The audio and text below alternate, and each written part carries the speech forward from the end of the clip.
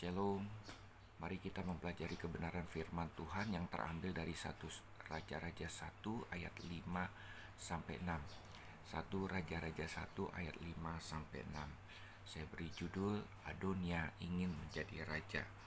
1 Raja-Raja 1 ayat 5 sampai 6. Saya akan bacakan. Lalu Adonia anak Hagit meninggikan diri dengan berkata, "Aku ini mau menjadi raja."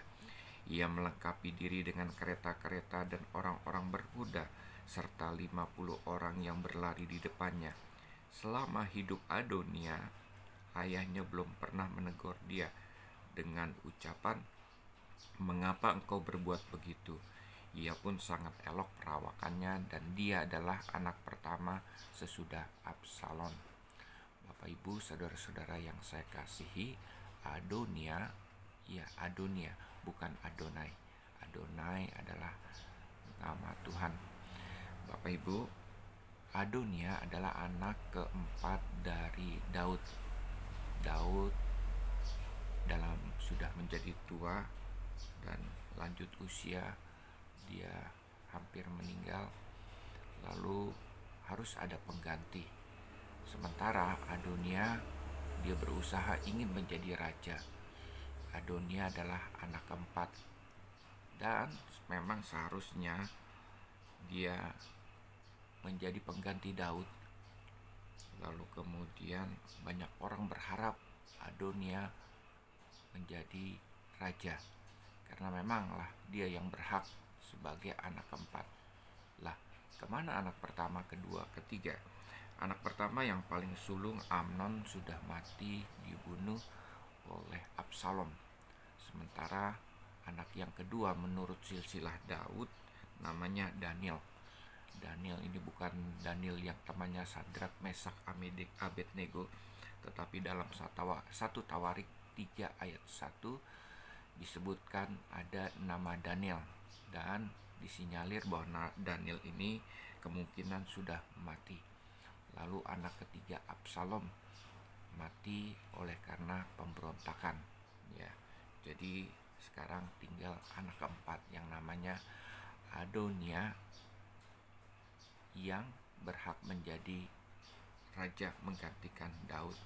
Tetapi apa yang terjadi, Bapak, Ibu, saudara-saudara yang saya kasihi, Daud dan Tuhan memiliki rencana-rencana lain. Jadi kalau saudara baca ayat 29 sampai 30, Tuhanlah yang mempunyai rencana atas penggantian Daud ini, yakni Salomo, bukan Adonia. Tetapi Adonia ngotot, dia mau menjadi raja, ya. Kenapa dia begitu ngotot? Kenapa dia begitu berusaha keras untuk menjadi raja? Bukan hanya dia merasa berhak, tapi yang kedua, ayat ke-6, Bapak, Ibu, Alkitab katakan, selama hidup Adonia, ayahnya belum pernah menegur dia dengan ucapan, "Mengapa engkau berbuat begitu?" Jadi dengan kata lain, Bapak, Ibu, Adonia ini adalah anak yang tidak pernah dididik oleh Daud, ya.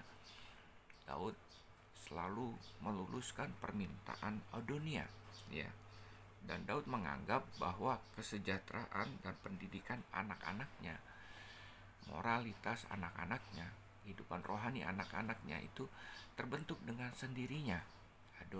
Daud tidak pernah mengajarkan anak-anaknya, ya, bagaimana untuk hidup takut akan Tuhan.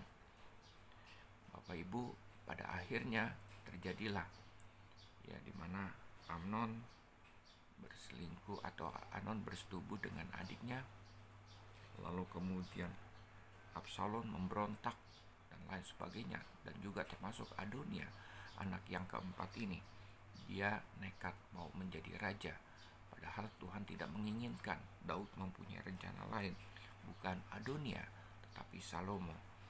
Bapak, Ibu, membutuhkan waktu bertahun-tahun, seumur hidup, sepanjang usia dari seorang anak ketika orang tua hadir, untuk membentuk karakter moral dari si anak. Pembentukan karakter moral dan kehidupan rohani tidak begitu saja terjadi atau terbentuk, harus membutuhkan pimpinan dari orang tua.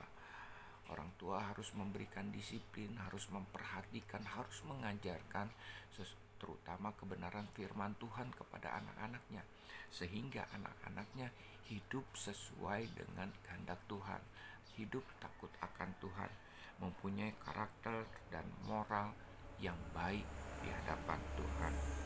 Nah, Bapak Ibu, saudara-saudara yang saya kasihi, kita belajar dari Adonia ini supaya setiap orang tua tidak mengabaikan anak-anaknya, kehidupan rohani anak-anaknya. Jangan seperti Daud menganggap bahwa kehidupan rohani, pembentukan karakter dan moral dari anak-anak itu terjadi begitu saja. Malah yang diperhatikan Daud adalah memperhatikan kesejahteraan Adonia atau anak-anaknya saja. Akibatnya Bapak Ibu, kalau kita tidak memperhatikan ini, akibatnya seperti Adonia, dia selalu menginginkan keinginannya sendiri, bukan kehendak Tuhan, bukan kehendak orang tua di dalam kehidupannya. Selalu memperhatikan kehidupannya, selalu merasa bangga dengan dirinya.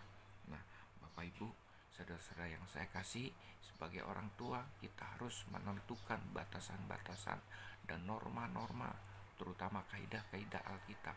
Apa yang ditetapkan, apa yang dijanjikan, apa yang diperintahkan oleh Alkitab, itulah yang kita sampaikan kepada anak-anak.